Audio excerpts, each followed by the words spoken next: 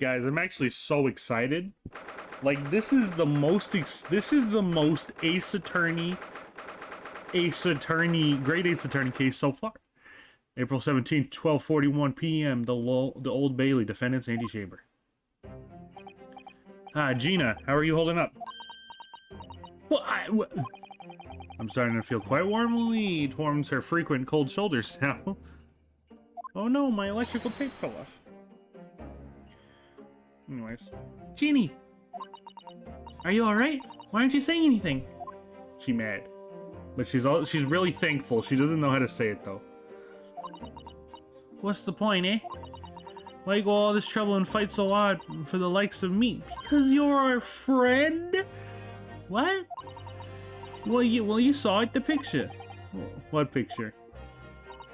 Ah, you mean this photograph taken by Hurley's red-handed recorder?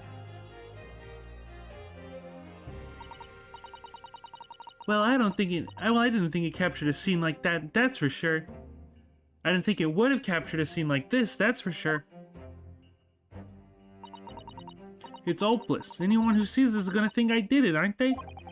Well, I won't pretend it wasn't a bit of a shock when the prosecution first presented it to the court. Surely you gotta have your doubts about me now. You still can't think I'm innocent. I literally just proved that you're innocent? Of course I can.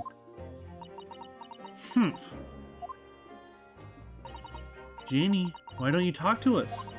Tell us what really happened that night. Eh? Marino's cleverly managed to piece together a whole lot of new information, but still, we really like to hear it from you. Alright then. Oh wow. Are we talking in the courtroom? Oh no.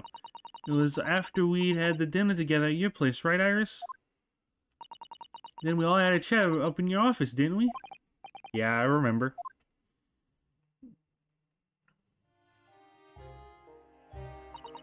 After that, I just couldn't get to sleep. So I slipped out and went downstairs and went down the street to the 2-to-1, the Winnie Bake's place. I had to know if Iris' story was there or not, the Hound of the Baskervilles. I don't know what it was about or nothing, but if you ask me, there's something in that Shums don't like. Something what he didn't want people reading. So that's why you lied to Iris about sticking it in his lug with Windybank for safekeeping. At least that's what I thought at the time. So you broke into Windybank's. I just had to know if he was there or not. I mean, I had no idea all it was that I was going to kick off, did I? I struck the lock and snuck in. It was dark as you like in there. So I gave the oil lamp on the counter a little whack, and that's when... What do you think you're doing? I nearly died. I did. And next thing I knew... Hello? I grabbed the gun off the counter and was waving it in the air like, I don't know what.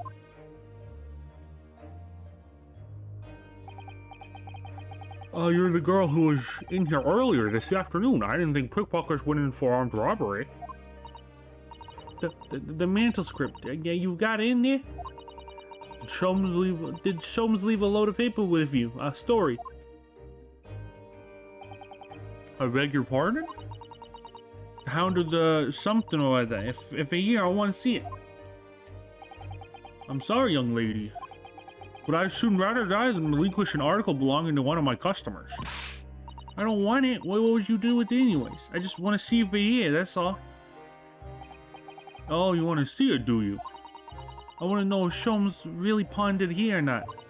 Please, just let me see if it, and I'll go. Oh, very well then. Oh, what a nice guy. But for pity's sake, stop waving my gun around, would you? Would you? So then the old cub unlocked the store door and we both went inside. What is this on my freaking... Is this a rock? Well, it was in there alright, the manuscript. Sholmes weren't lying after all. You did all that just to check for me, Ginny? Anyway, then there was a bit of a kick-up out in the main bit of the office. The Skulkin brothers arriving on the scene, yeah?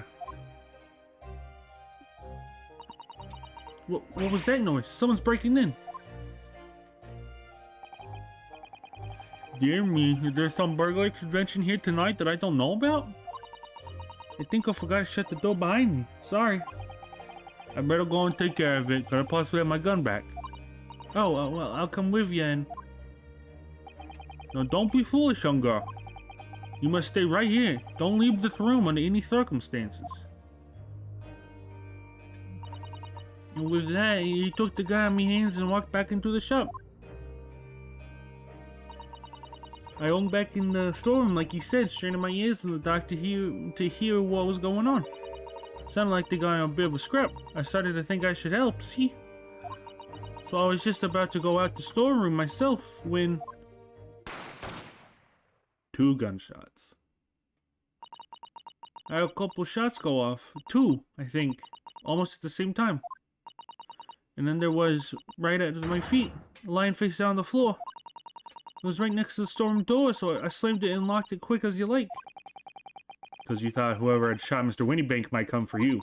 Yeah, so I went to grab the old cov's gun. I figured I'd put up a fight at least. But when I got a better look at him, I knew.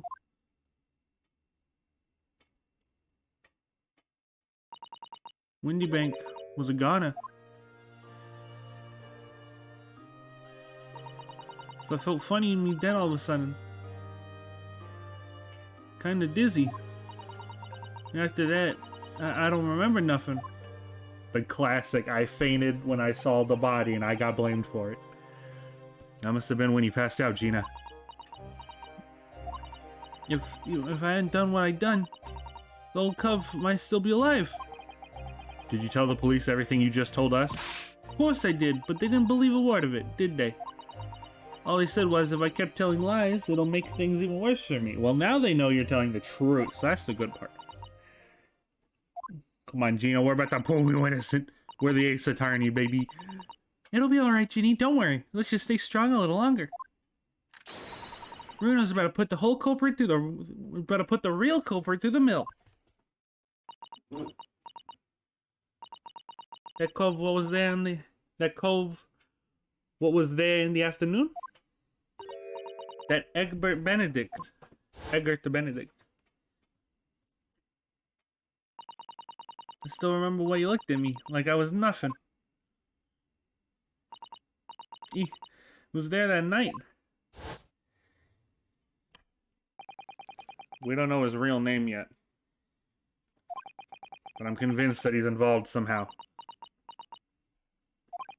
Anyway, thank you for telling us what happened, Gina. I appreciate your honesty. You what? You can leave it all in Reno's capable hands now, Ginny.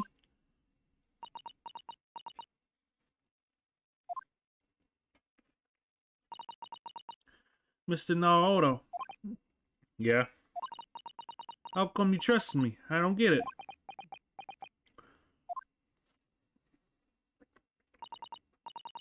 I mean, have you forgotten what happened before? Come on, it was only 2 months ago. Me and Mr. McGill, we told you a whole pack of lies.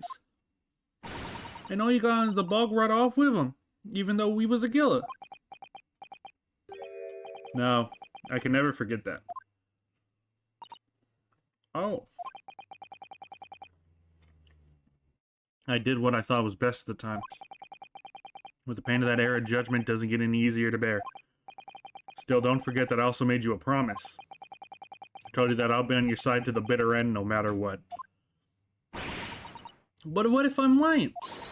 You'll be working to get another killer off the hook for all you know. I was once in your position, Gina. I was the accused in a trial. You were? Before I left Japan, I was accused of murder. Strange as it might sound, the circumstances of the crime were pretty damning. I was sure that no one would believe it wasn't me who done it. Oh, Runo. But there was one person who stood up for me, who believed in me, and was prepared to defend me. My best friend. Oh! Guys, I'm gonna cry. Ryunosuke, no one believes in you more than I do. Leave this to me. All you need to do is put your faith in me and I'll do the rest. I was so happy, I cried. But even then, somewhere inside me I couldn't help thinking, surely he doesn't really believe in me. Not completely. But I was wrong.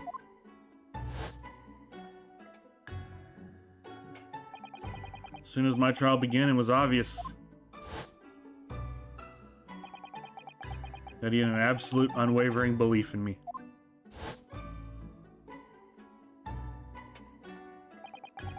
And in turn, I developed an absolute unwavering belief in him.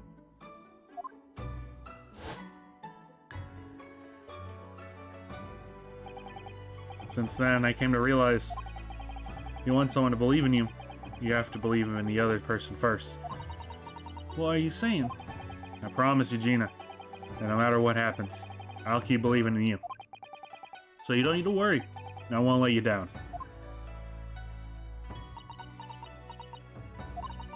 Even though I'm a diva and a no-good liar? You're not like Mr. McGillen. I know that. Eh? That's right, you're our friend, Ginny. Iris. We know you're better than you think. And we've come to the conclusion that you're someone we can trust. Yes. That's really all we need to know. Exactly. Mr. Naruhodo, I...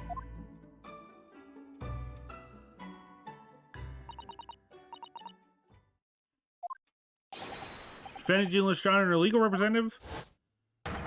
Court proceedings are about to resume. Please head into the courtroom immediately. Yes, of course. Thank you.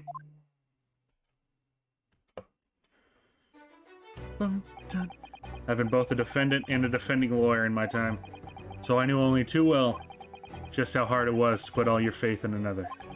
And I also knew just how hard it was to bear the burden of another putting all their faith in you. This is at last the final chapter, the final battle. Wish me luck, Suzuto-san. And I hope you're watching over me too, partner. Okay, now I'm gonna cry. We haven't even started the trial yet.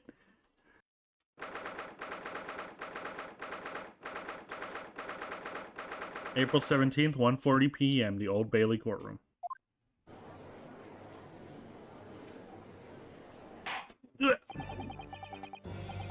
I hereby call this court to order as we resume the trial of Miss Gina Lestrade.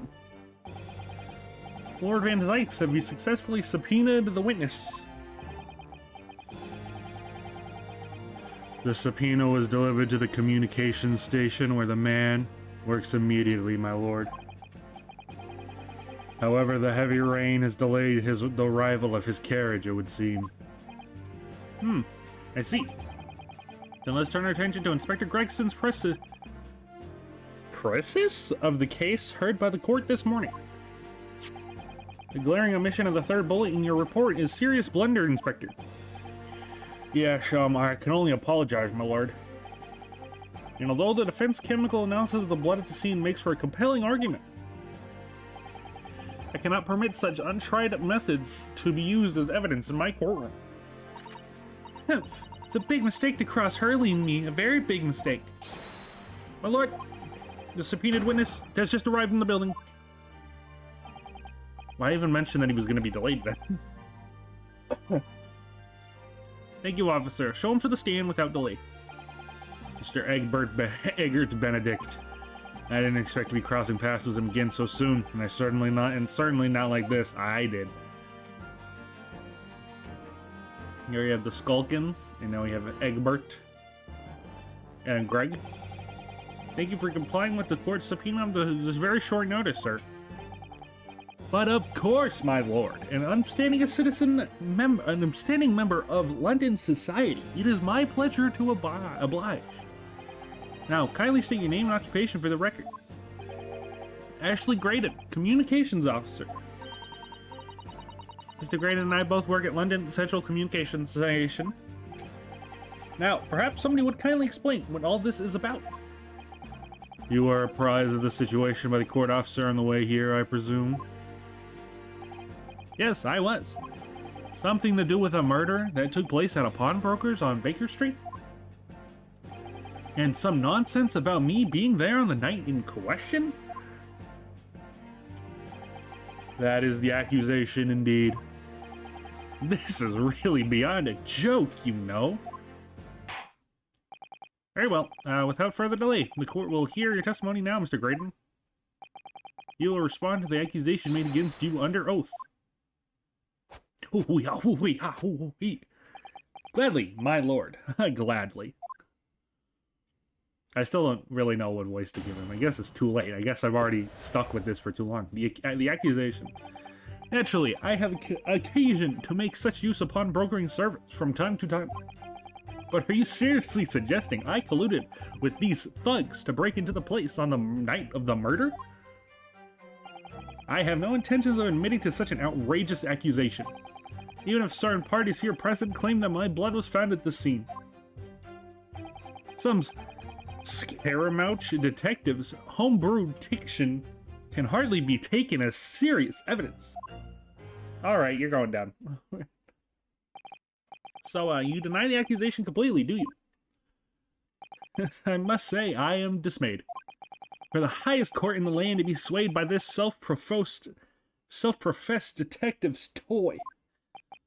It was the will of the jury, and our great British justice system demands that the jury's will is upheld. Then it would seem we have the misfortune of a most inept assembly of jurors today. That's not how you get them on your side, bro. By golly. How long am I expected to be detained here? If following the defense cross-examination, your involvement in this matter has not been established. You will be free to leave immediately. Good, and I shall be away in a time for afternoon tea. Some small consolation, at least. Doggo enough? Let us not uphold Mr. Graydon any longer than necessary. Counsel, proceed with the cross-examination. So, we meet again, Mr. Eggert Benedict. Or is it Mr. Graydon? My apologies, you are Ryunosuke Naruhodo, defense lawyer. We have met. If you say so, Ashley Graydon, enchante. So, I trust we can conclude this quickly. But I'm not holding your flashy hat while doing it. While we do.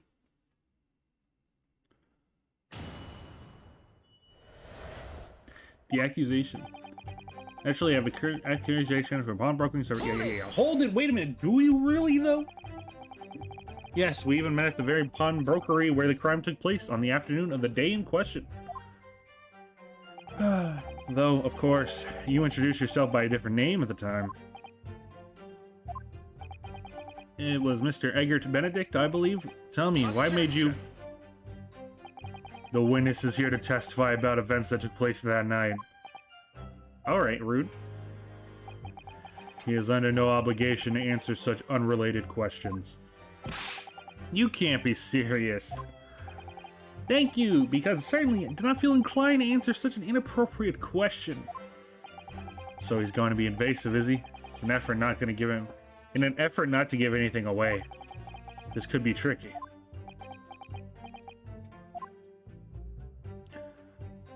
Yo, why is Ringo looking at him? Oh. So, yeah, I colluded with these thugs. Have you seen these two men before? They're both looking at him. That's so weird. Either that's their default and I just missed it the first time. This pair? No, I don't associate with criminals. Said by a man who introduced himself as Eggert Benedict. I'd like to know who I'd have to thank for this. Who made this outlandish accusation against me? The young lawyer there in the black. This is a farce. Who he, ha. Whose idea was it to permit an outsider to work in a British court anyways? Alright.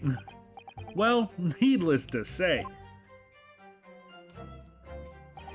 I have no intention of admitting to such an outrageous accusation. Hold it! But you kind of did. Where were you around 1 in the morning on the night in question, sir? That is past the hour at which I would normally retire. Certainly. I was not in company of these rapscallions. You are able to prove that. Objection! It's not up to the witness. It's not up to the witness to prove it. It's up to you to prove that they were there. Shut up, Phoenix. Listen carefully, my learned Nepalese friend. Further of you appear to be under a gross misapprehension on this point. What do you mean? The witness maintains he was not at the scene of the crime. There was no obligation to prove his absence. If your accusation is that the witness was present at the scene, the obligation lies with you to prove your assertion. I know. Just don't be... You're such a loser, Zykes. You will fulfill the obligation before putting in any more unreasonable questions to the witness. Ooh. Yeah. Oh, damn, he was just dancing. Silent victory wiggle. Thanks. When the starting parties, the person claimed that my blood was found at the scene. Yes, we do claim that. Blood was found at the scene of the crime. There's no question of that. Mr. Shom's chemical analysis has positively identified the substance as such. But am I not the only human to have blood running through my veins, am I? How could you be sure that the blood is mine? It could equally be the blood of one of these two miscreants. Every individual's blood has a slightly different composition, it seems. Mr. Shom's chemical is able to differentiate different blood samples by... Spare me the science lesson! Who is this Shom's character anyway? Oh, I assumed all Londoners would know the name. He's a great, well, a renowned detective. So even you aren't able to bring yourself to say great detective. Yeah, that was kind of mean, Ryunosuke. Come on, he's your friend. A great detective, you say? Now, where in the realm of the fairy tales are we? Excuse me. Do you have something to say about that, Mr. Skulkin? Ew, what? Me? No, the Mr. Skulkin next to you. Right, we had up to here with this. How many times I gotta tell you? Yes, I know. You're not Big Bruv Skulky. Yes. Nash. Mr. Nash Skulkin. Oh, court, blame me, governor. You what? Is it not the case that when Mr. Graydon just spoke, a thought went through your mind? Would you care to share that thought with the court? Me? Thoughts? I ain't done nothing then. I must have been him. You what? Mr. Nash Skulkin, answer the question, please. What went through your mind when Mr. Graydon just spoke? Nothing. Not honest, Gov, nothing. I was just thinking. If it was arms away that much, it'll open up the wound again, that's all. If you wave his arm around like that much more, it'll open the wound up again, that's all. What wound, Mr. Nash Skulkin? What wound? Well, he took the bullet, of course. It was only 2 days ago. It ain't gonna be sealed up yet. So it was, well, you know, it was worrying for him, and... Oh, L's bells. Mr. Graydon, did you just hear that? What? Your comrade is worried about you, it seems. On account of your injured arm. My lord? Yes, Mr. Graydon? I have no idea who these two wretches are talking about. Certainly I shouldn't be expected to answer anything related to these mindless insinuations. We know that someone other than the victim was hit by a bullet at the scene of the crime 2 nights ago. And from the height of the bullet hole in the wall, that person was likely hit in the upper arm, or thereabouts. Perhaps you allow a court official to examine your arm, sir? The left arm that you're currently clasping with your right hand as if it's in pain. Nope, I refuse. I have shown no evidence whatsoever that links me to these you have shown no evidence whatsoever that links me to these common thieves. Accordingly, I am not obliged to permit any such invasions of my privacy. Are you for real, Van Zykes? You gonna let this slide? As I've already said, I'm completely uninvolved in all of this. I've never had anything to do with the pawnbroker where this fellow was killed whatsoever. I take offense at the insinuation that I was the one in any way involved. You claim to have nothing whatsoever to do with Mr. Windybank's murder. Why did you speak like that, Judge? Well, my lord, the defense would like the last statement to be added to Mr. Graydon's formal testimony. Very well, counsel. Continue with the testimony, Mr. Graydon. Continue with the testimony, Mr. Graydon. Bottom line is, I never had anything to do with the pawnbrokering establishment this man was. You hit the save first, and then hit the. Hold it! We're gonna hold it. We're gonna always press first. Never had anything to do with it. Forget that I was there, Mr. Graydon, on the very afternoon of the incident? Obviously, I am not a complete stranger to the pawnbrokers. Currently on the lookout for an armchair to furnish my study. Objection! No, you were there to redeem an article. I have no idea what you're talking about. Is that right? Ooh, what can you tell me? You have something to add, Inspector? Yeah, come again, Sunshine. You were there too, in fact. Weren't you, Inspector? The afternoon? Well, yes, I do remember meeting yourself in the pawnbrokers that afternoon. You, the young Japanese assistant, and the accused were all present, as I recall. At the time, this witness, Mr. Graydon, was trying to acquire a particular article. Well now... I'm afraid I don't Gregson, are you in on this?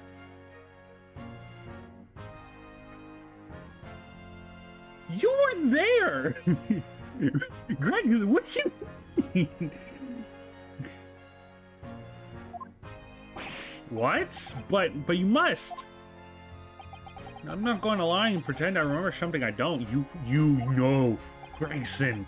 What's going on here? Grexy showed up his picture before, didn't he? You know, from the cameras that Hurley installed in the Windybanks. Yeah, of course. Indeed, as the gentleman pictured, bears a striking resemblance to the witness, I must say. Exactly, which proves that Mr. Graydon was in the shop on the afternoon in question.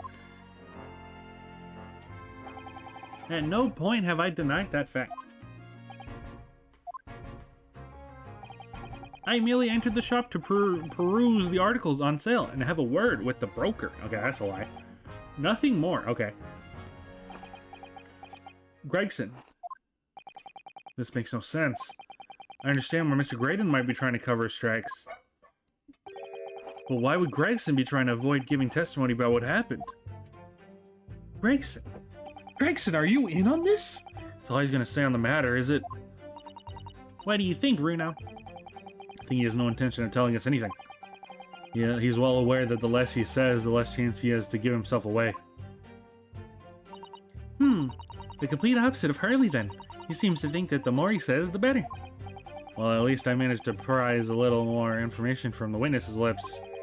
All thanks to the Skulkin brothers. Yes, they were the key to it, after all. So he says he has nothing to do with the Windybanks. Well, we know that's not true. Perhaps now would be a good time to have a proper look through the court record. I know. Good idea. You never know when a tiny scrap of information could become a valuable weapon. Yeah, I know. Okay. Or do we bring in the disc? Objection! We use the disc. Okay. Have you ever seen this disc before, Mr. Graydon? Why? Is it supposed to mean something? This disc was until the day of his murder in pawn in Mr. Windybank's shop. It was redeemed by the defendant, Miss Gina Lestrade, that afternoon. However, somebody mysteriously appeared to try and take it from her. And that somebody was you, of course, wasn't it, Mr. Graydon?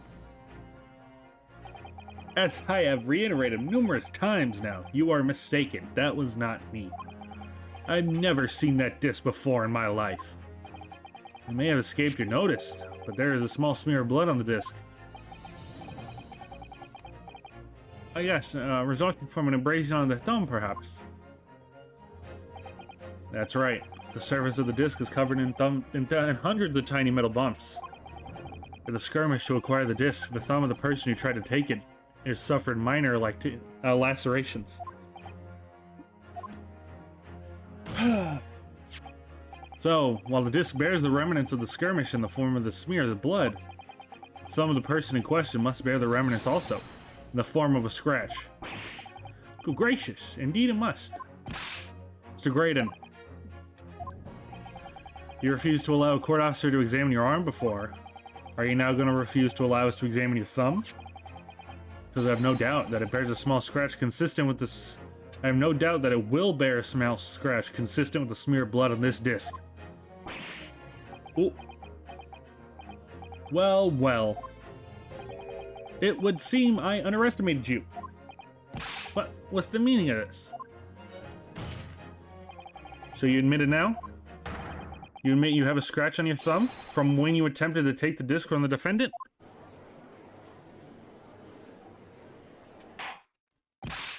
Order. Well, Mr. Graydon. It would appear that I have been something of a misunderstanding. There has been something of a misunderstanding here. I did not attempt to take the disc, as you put it. No, quite the reverse. What are you trying to say? Who? It is really quite simple. You see, the disc was mine from the outset. If there's some crime in taking an item that you own out of pawn. What? It would seem, Mr. Graydon, that in this piece of evidence, my learned friend has established a link between yourself and the incident. Accordingly, you will tell the court everything you know about this disc now. As you wish. Though I'm quite sure it has nothing whatsoever to do with the pawnbroker's murder. It has everything to do with everything, sir. That's our choice to decide, not yours, bucko. The disc. There is a note on the disc saying for McGilded, but the item belongs to me. The redemption ticket was stolen from me by the accused, the filthy gutterling, on the date in question. I proceeded at once to the shop in order to explain my situation and redeem my article. In the end, of course, the disc was taken by the police. In other words, I had absolutely no reason to break into the shop later that night. That same night. Good rebuttal, good rebuttal. Did I hear you correctly, sir? Mr. McGill, did you say, the famous London philanthropist? Who perished in the very courtroom 2 months ago after being acquitted of distinctly messy murder?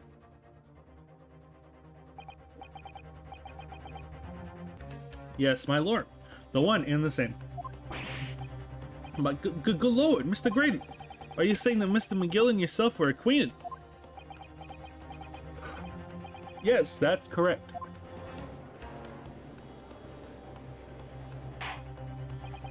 Order. Well, I certainly didn't expect to hear that main order here in the courtroom ever again. According to what Gina told us, this dish was placed in pawn on the fateful night 2 months ago. Mr. McGill himself gave instructions to deposit it at Windybank's. It's funny that Mr. Graydon here is claiming the disc belonged to him, isn't it? In all likelihood, he's lying. So he appeared that afternoon at Windybank's in order to get his hands on McGilda's disc for some reason. Counsel, you must commence your cross-examination, please. I got it, sir. Don't think this is going to be a wash, pal. The disc. Hold on, let's oops, wrong one. Let's first just go through them all so I can skip it easier later. Oh, my bad.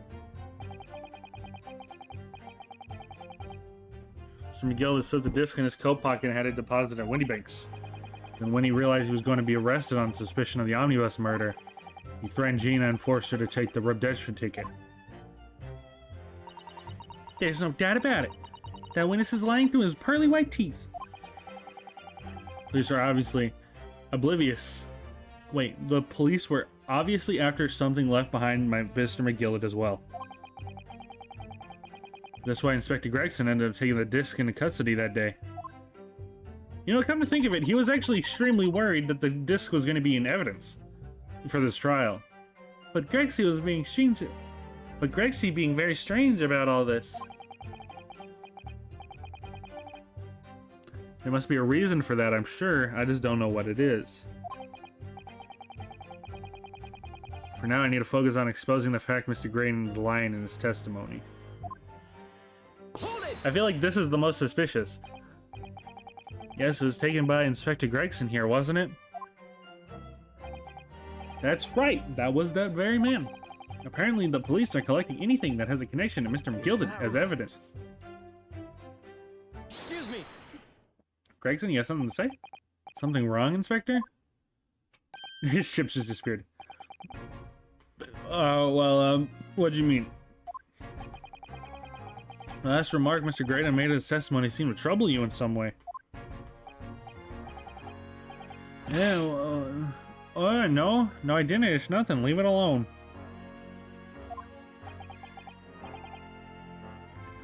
Let me ask you this, Inspector. Why is Scotland Yard gathering Mr. McGilda's possessions? I can't tell you something like that, Sunshine. What is it, Inspector? Investigative secrets? Yes, exactly. You should know all about that.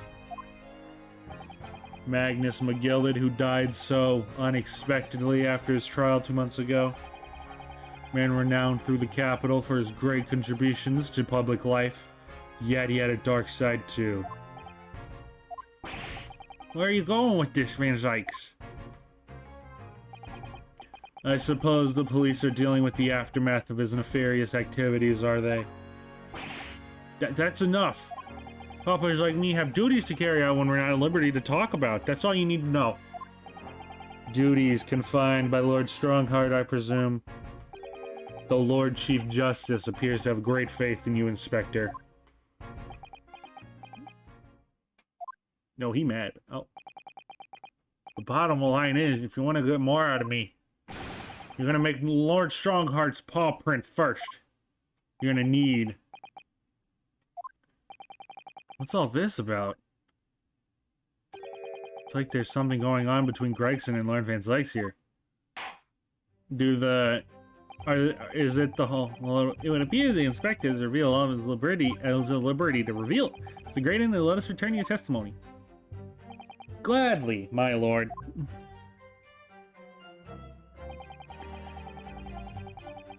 Okay, good thing I pressed that. Because obviously he had no reason to break into the shop later that night. That's a fucking lie. Alright, so here's an idea.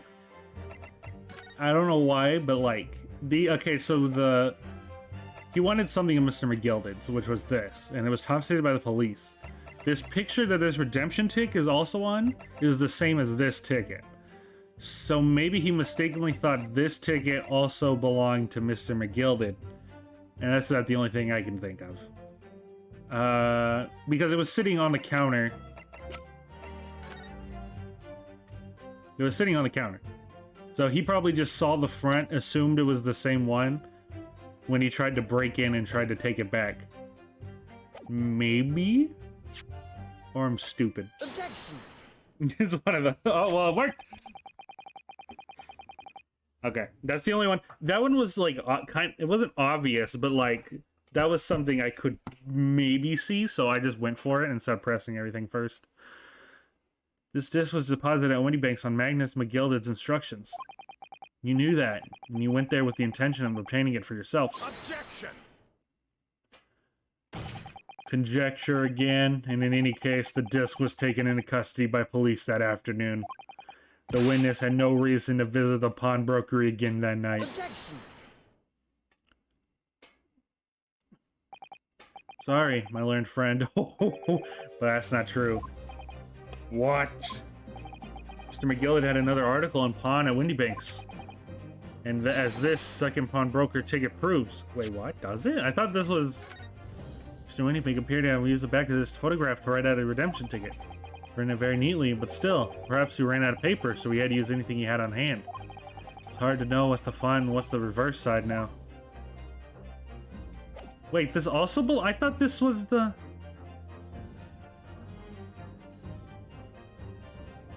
I thought this was Sholmes. Oh, I might be forgetting something. Oh no.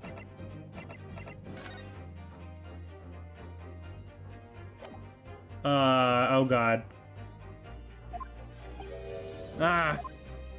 Dun, dun, dun. There was 2 articles belonging to Mr. McGilden and Windybank's pawnbrokery. The reason you broke into the shop that night was to recover the second one.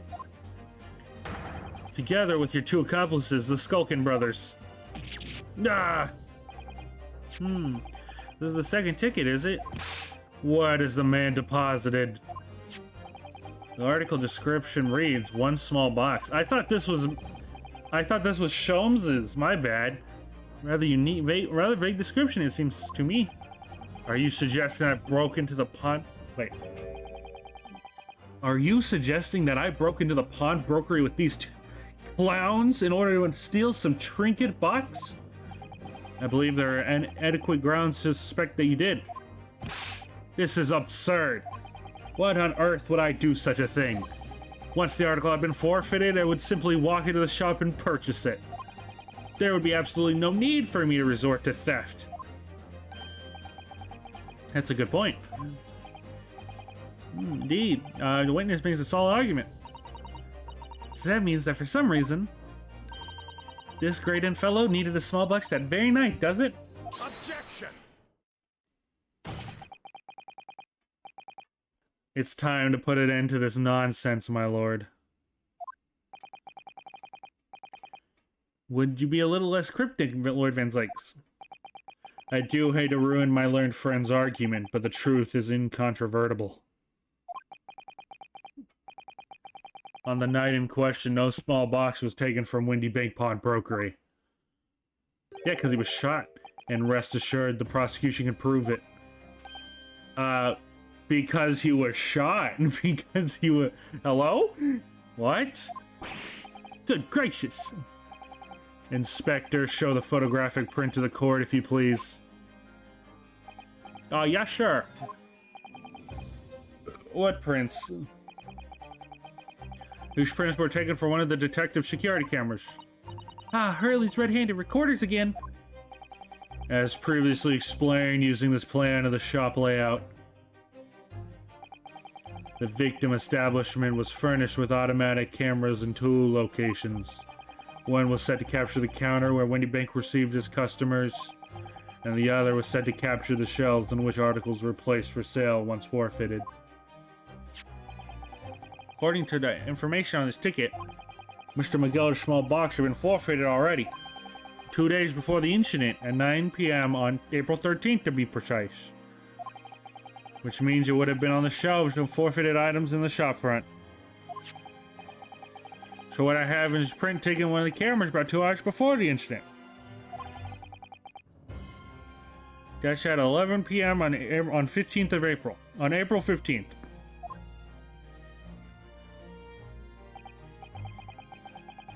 The victim certainly had a very full shop, it would appear. And then we have another print.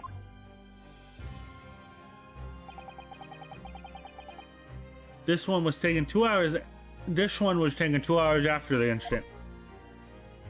I need a stereoscope. I see. So we have 2 pictures to compare.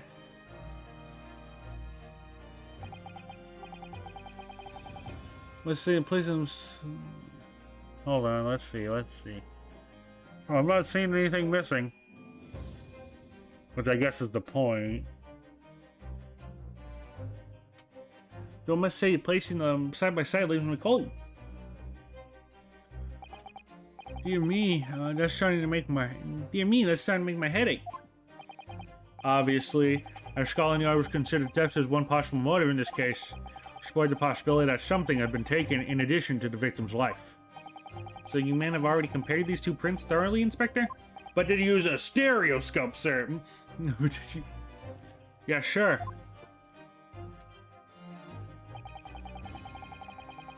On every single item in each one of these two photographic prints. Then the Yard's conclusion is that they're exactly the same numbers presented in both. In other words, nothing was taken from the pawnbrokery on the night in question. And my learned friend's assertion is nothing more than a hopeful fantasy. Because he was shot! Wait, I don't believe it. If I could have just shown that he stolen Mr. McGillicud's pawn box, might have been able to break him down at least. You know what, Bruno? I've been thinking. I wonder if these two photographic prints really are exactly the same. Oh my god. No, please, Stereoscope Man. Stereoscope Man, I need you. Wait a minute. Wow, hey, whoa! Hey, whoa! Something did move. That, okay. I can't, can I move the thingy? Can I, wait, hold on. These are in my inventory? No, they're not. Okay. You see, okay, do you see the big box on the right side?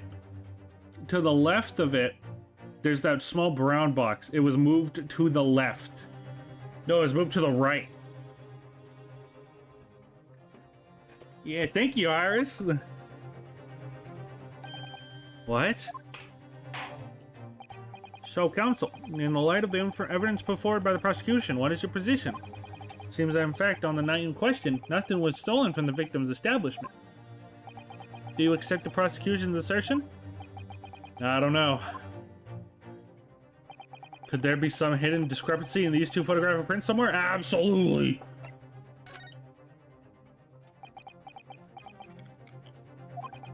I wasn't sure at first, but there's a clear discrepancy between these two prints. What? You must identify the location in question for the court counsel. Indicate the precise location of the discrepancy of which you speak. This one. Take that! Granted, these two prints are almost identical. However, there's one minor discrepancy between them. What?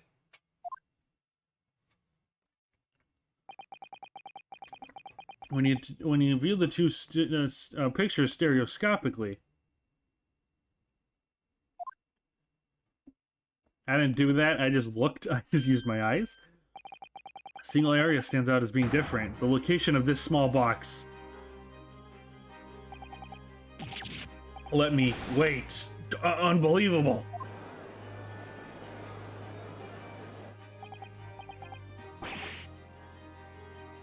By Jove, you're right. How extraordinary.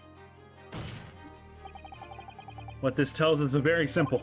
Mr. McGillicud's small box was indeed not stolen from Winniebake's on the night in question. However, there can be no doubt that someone picked up this particular box and then returned it to its place on the shelves. Are you suggesting the small box originally deposited by Mr. McGillicud is in fact... Yes, this very small box just identified those in the photographic prints. Objection! Mindless guesswork. What if it was? So a box was moved on the shelf, nothing was stolen. Which means, quite simply, that nothing has changed. That may be true, but... Alright, Mr. McGillicud's box wasn't stolen then.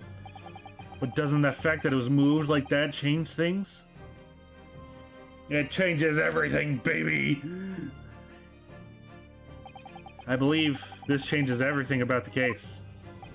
How can this possibly be? And the crucial point is in the fact that was moved was a small box. In other words, we have to consider what might have been inside the box. What are you suggesting?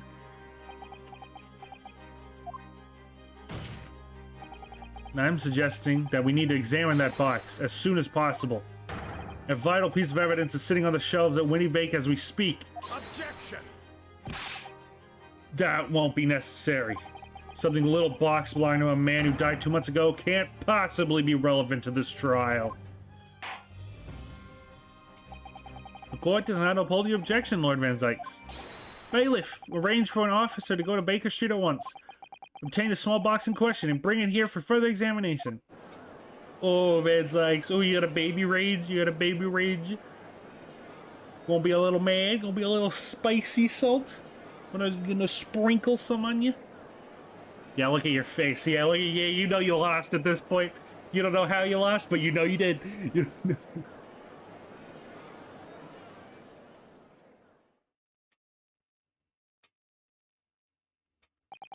We should have a report within half an hour. Then perhaps we should recess for a short time while the evidence is brought forth. To be hoodwinked by such a farce.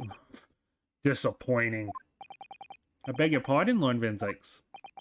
This is nothing but a smokescreen. A Nepalese specialty, it would seem. What are you trying to say?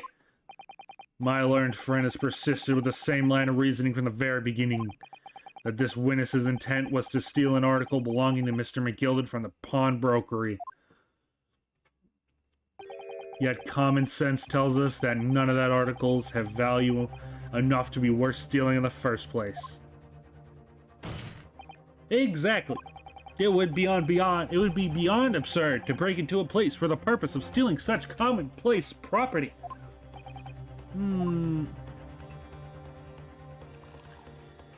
Well, you trying to use your little special boy? You trying to use your little special charisma because, you know, you're losing, dogman? If your lordship recalls, Mr. McGill perished 2 months ago, immediately after the conclusion of his trial. A trial in which he was found not guilty. A trial in which it was established he was the upstanding member of society his reputation implied, in fact. So I propose a toast to my learned friend and his most insightful defense. The articles there, upstanding members of society pawn, were entirely ordinary. A black overcoat that just happened to have a music box disc in one of the pockets, and a small box. I assure you, I wouldn't accept even if the man tried to make a gift of such things to me. You know, that doesn't make a lot of sense. But it's not as if it was a gold jewels, or is it? The goodness knows Mr. McGill was rich enough. He couldn't deploy the cash out contract. I'm quite sure of that. The prosecution's argument is undeniably compelling. It is incumbent on the defense now to bolster its argument. To explain what possible significance these commonplace articles pawned by the fine citizens could have. Well, counsel, is your argument in fact demonstrable? Are you able to show proof that the disc or the box in the very tangible way related to this case?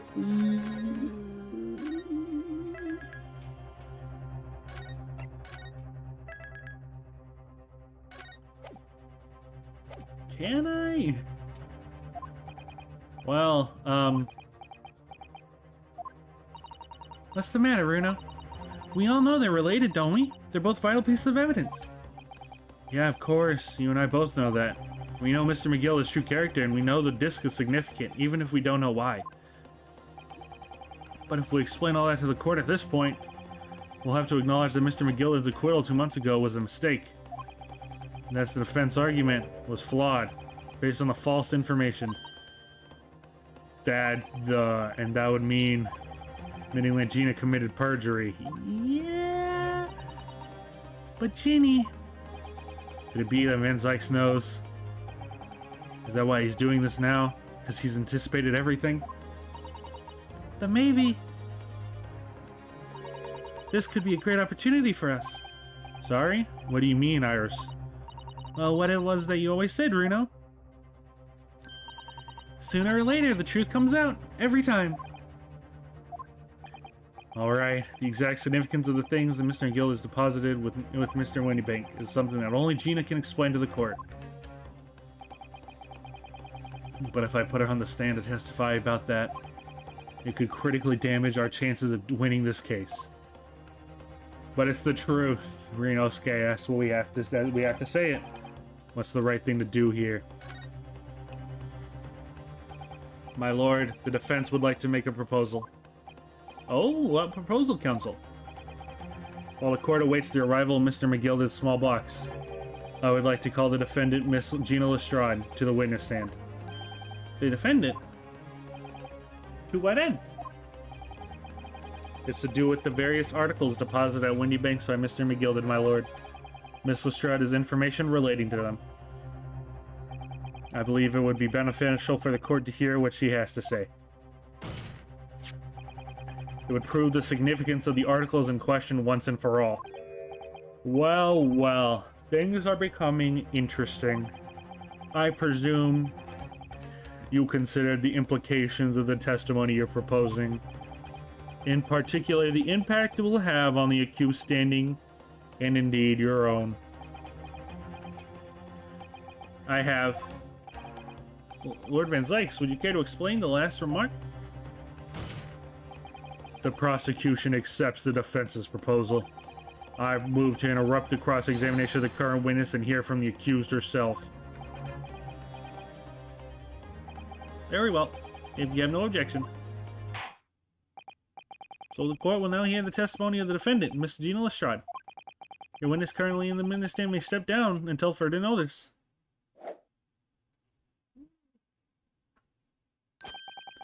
Then I shall bid you good day. Wait. You, sir, shall remain in the stands while Miss Lestrade testifies. As you wish. Alright then, Gina. It's time. I know this will be hard, but please, put your faith in me here. Good luck, Runo. Miss Lestrade, you know I don't want to do this. Don't you look at me like that. I know. I know what this looks like, Lestrade, but come on. The articles that Mr. Gilded had deposited in the Windy Banks pawnbrokery are intimately related with the omnibus case, the trial of which we have heard in this courtroom 2 months ago. Yes, and I remember this young lady being brought before me in that trial as well. That's right, my lord. Her testimony helped to establish the innocence of the defendant, Mr. McGilded.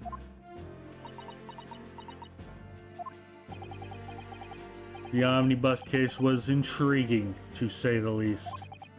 And now here we all are again, the same players in that trial facing each other once more. A twist of fate, perhaps, my Nepalese friend.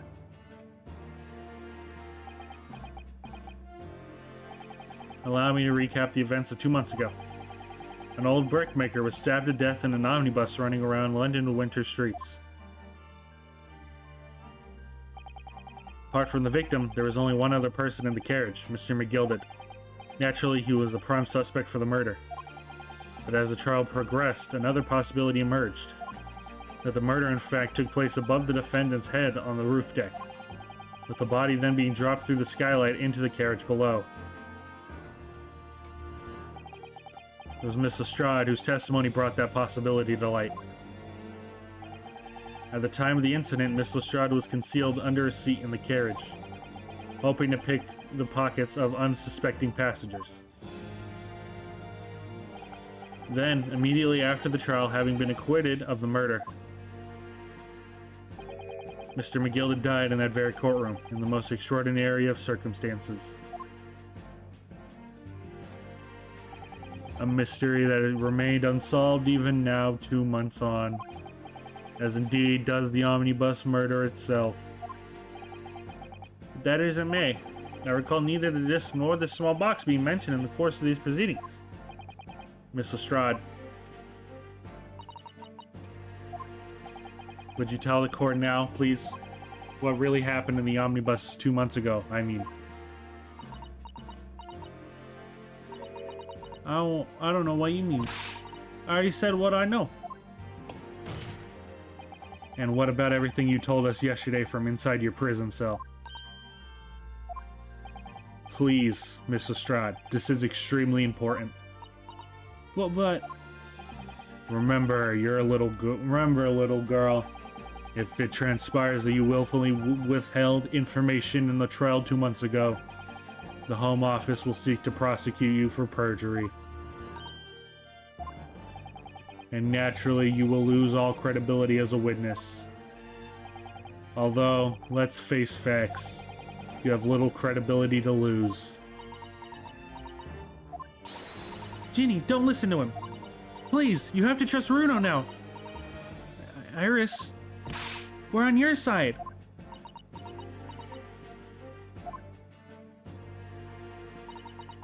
Alright then.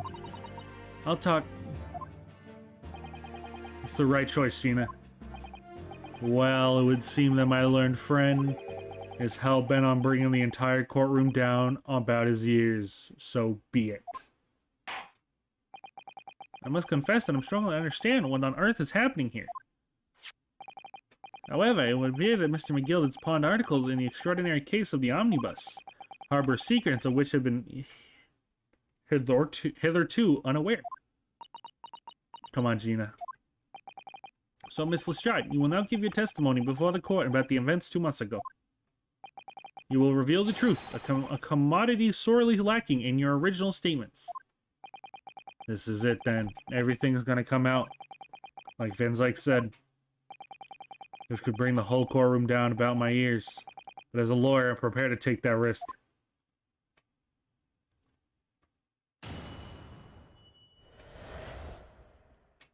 The real truth of the omnibus case.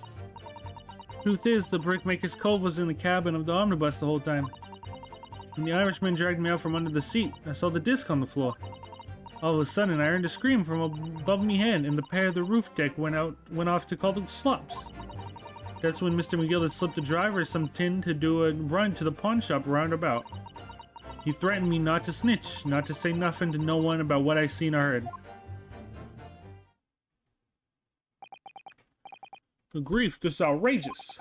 What you just said told the court bears almost no resemblance to your testimony 2 months ago. As you say, my lord. Then there's every chance I may have adjudicated an error in Mr. McGillicud's trial. Sounds very much to me as if the man deliberately deceived this court, in an effort to cover up the most wicked of schemes. Without doubt, your lordship is correct. A great injustice was done in the courtroom 2 months ago. The actions of the accused in the trial of this witness and my learned friend are entirely inexcusable. I don't believe it. The whole trial was a farce. It was all lies. The McGillicud fellow was wrong to the core, just like the pickpocket. Don't forget that lawyer from the east. They were all in it on together. You're wrong, the lot of you. Mr. Naruhodo, the lawyer there, he didn't know nothing about it. Humbug. I don't think so. Are we really expected to believe that? He really stitched everyone up, didn't he? What an operation to get the man off scot-free. Unforgivable. Stop. The lights have to stop. Stop. Yes, the defense made a terrible error of judgment. I intend to take full responsibility and suffer whatever consequences are deemed inappropriate. However, it's imperative that the court allows the witness to elaborate on her testimony, because the true significance of Mr. McGillicud's pawn articles must be brought to light. Very well, my learned student friend. Given the depths of calamity you have just plunged yourself into, this may be well worth hearing. What failed me? This situation is utterly deplorable. Ms. Naruhodo. Yes, my lord. I will decide upon your fate following the conclusion of this trial. Of course, my lord. Blimey, Mr. Naruhodo. Now, counsel, proceed with cross-examination. Alright, this is looking like a press. Why are you facing away from us?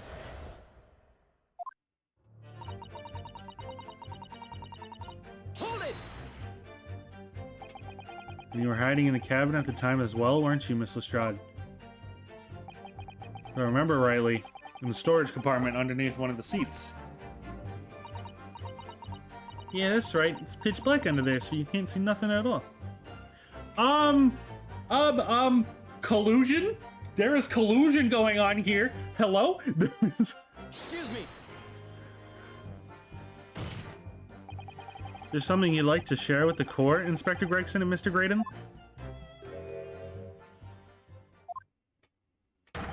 Inspector! Mr. Graydon! Blimey, you're trying to give me a heart attack? You've been whispering to each other for quite some time now. Tell us, what is the discussion about?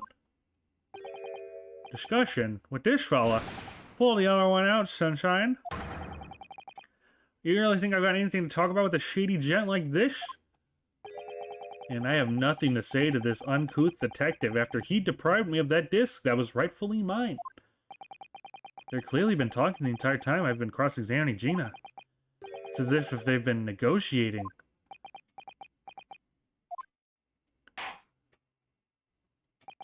You will kindly refrain from talking amongst yourself while the witness is giving testimony. Oh, well, sorry, my lord. What were those two talking about? Oh my god, Gregson. Gregson, what did you do? Mr. Strad, continue with your testimony, please.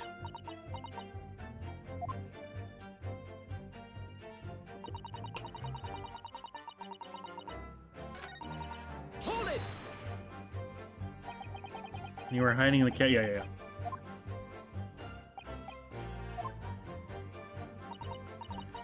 Yeah, that's right. It was pitch black under there, so you can't see nothing at all. Now, in your testimony 2 months ago, I feel certain that you claimed Mr. McGilder was the sole passenger, did you not? False testimony, my lord. That's what you told me I had to say. But it's important that you tell us the truth now. Were Mr. McGilder and the victim acquaintances? I don't know. But I did hear them talking a lot. What were they talking about?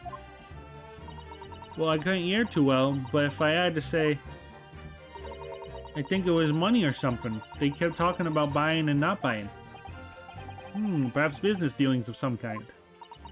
Well, anyway, they got louder and louder and started to sound like a proper fight. I was pretty scared by then. I hardly dared to breathe, and then all of a sudden, I heard a noise like someone kneeling over on the floor. It was blooming loud and all. And I believed you let out an involuntary scream. Yeah, that was what gave me away. I mean, from under the seat, I saw the disc on the floor. Okay, interesting. Was that disc you saw this disc? Yeah, I reckon it probably was. It was right next to the cove lying on the floor. Would this disc have belonged to the victim, perhaps? I don't know, but Mr. McGilder picked it up pretty smartish. And then he set the cove up with the knife in the belly up on the seat. What did he say to you at that time? He told me not to say a word about what I seen or I to no one. About the disc and all. I was dead scared. The way he was looking at me, I thought if I didn't go along with it, I'll get stuck with that knife too.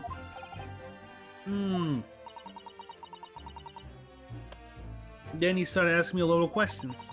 Like what my name was and where I lived and that. Asked me about being a diver too. After a while, what had happened in that carriage was noticed.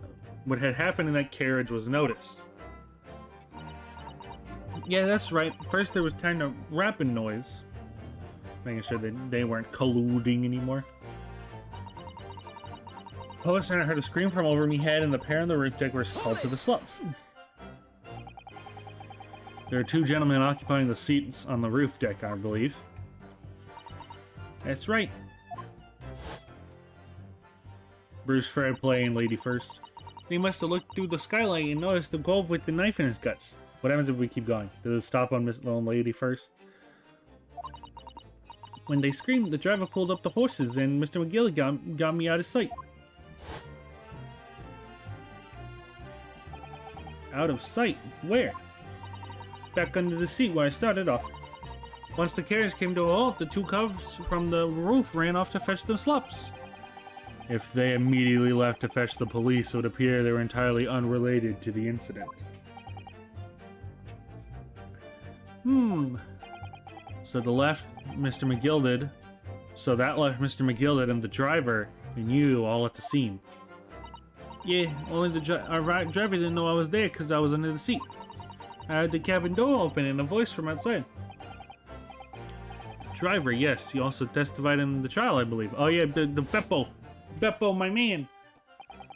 A fellow who went by the name of Beppo, if memory serves. What did Mr. McGill and the driver say to each other? I don't know what happened, and stuff like that mainly happened, and stuff like that mainly. That's when Mr. McGill slipped the driver something to do a run to the pawn shop roundabout. Hold it! That pawn shop obviously being Wendybanks on Baker Street. Just a moment, counsel. Do you mean to tell me that the driver gave false testimony in that trial as well? Perhaps the excursion of the pawnbrokery slipped his mind when he was in the stand. Indeed, Lord Van Zake. What? Wait, you're like, oh my god, yo.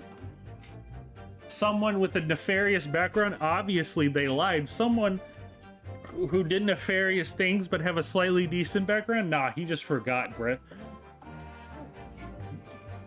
McGilda took off her coat and gave it to the driver. He folded it up all careful-like before handing it over. When I saw him do that, I remember thinking, that coat, and what's it gotta be, worth a few bob? Yeah, Gina was sure the disc must have been worth more than Mr. Wendybank was suggesting, wasn't she? Remember her quibbling with him over the price that afternoon at the pawnbrokery. The driver looked pretty happy when Mr. McGilda flashed some brass in his face. He went running off a lick. Then the bog trotter came to me and told me to come out from the drag's coffin. The cabin. Oh my god, not the coffin.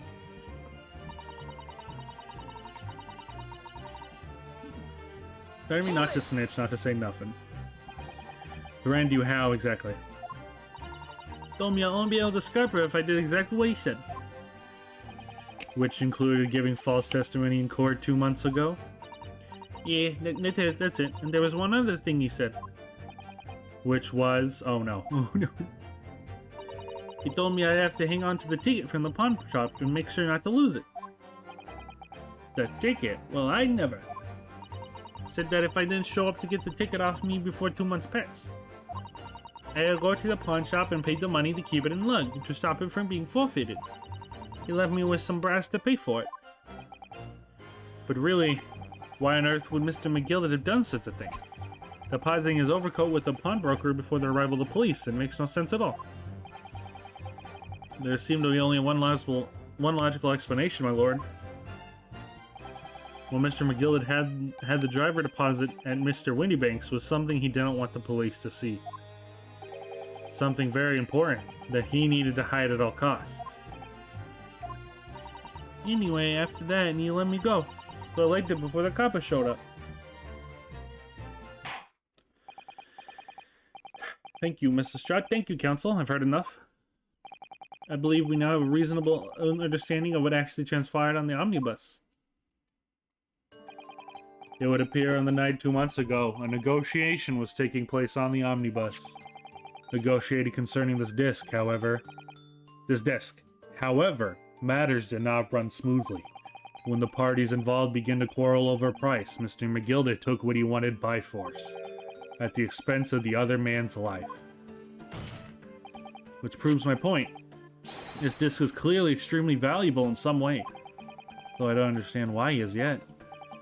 And 2 days ago, precisely 2 months after the omnibus incident, Mr. McGillet's coat and its contents were due to be forfeited.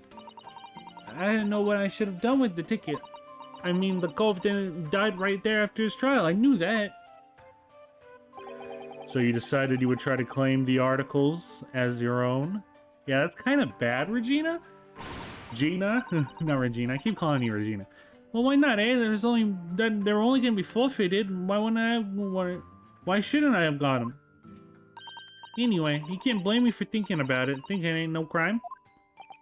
Miss Lestrade, it would appear Mr. McGillet was prepared to kill in order to take possession of this disc. Do you know why that would be? Yeah, I ain't got a clue. But I reckon it must be worth a fair bit of brass. It was probably gonna sell it. And you can't blame me for thinking that. Thinking ain't no crime. My lord. The evidence your lordship requested has been located is ready for the court inspection, sir.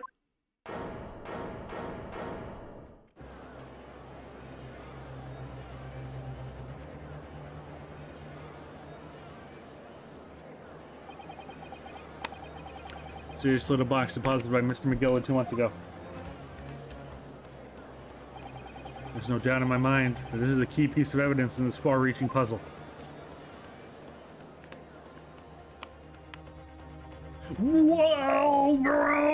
my god! Dude, we're gonna friggin' bring down the house next time, dude. Dude, oh my god, this is it. Tomorrow is it. I meant tomorrow, I mean later today. I'm finishing it today. I said I would, so I'm gonna.